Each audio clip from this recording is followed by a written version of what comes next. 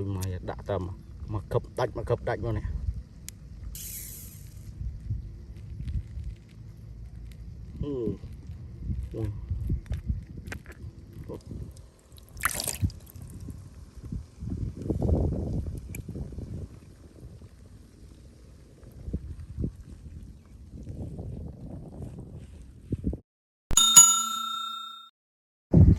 Cái tôm hùi xa đây bông bông này.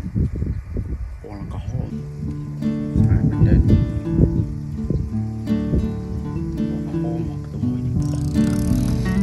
Hello guys. Ôi trời, tôm sạp lỡ rồi. Tại vì đã dưới nè. Này hàng băng sẽ bộ tự kiệt bộ ấy bông bông này.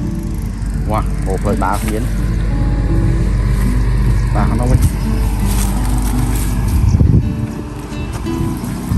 Wow, trộm vậy.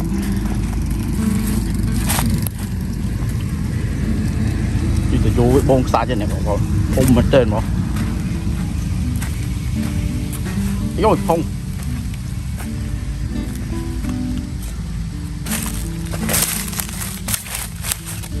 Vô bông xa trên này.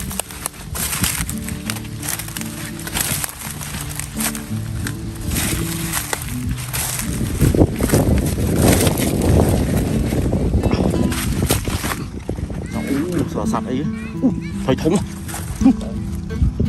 Ôi no.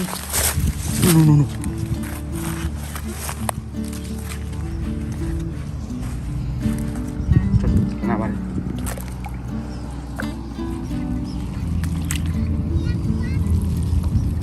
Đưa đi.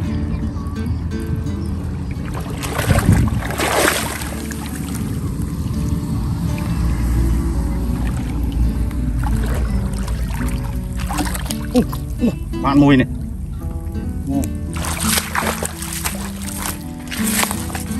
Wow, cục hốt. Thôi mày đi đá trường tê xuống. Chặt đá trường món á.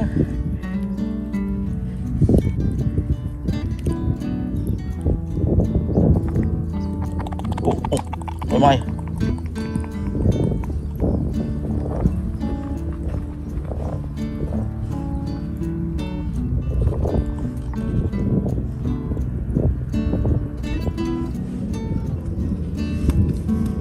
Không chân món.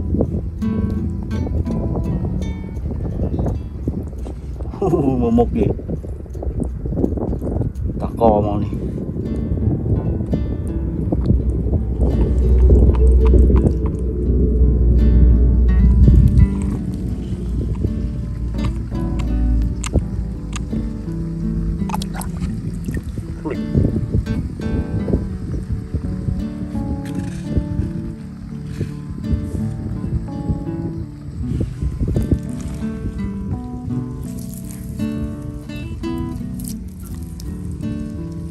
Wow, khổng lồ này. Dạ. Làm ăn.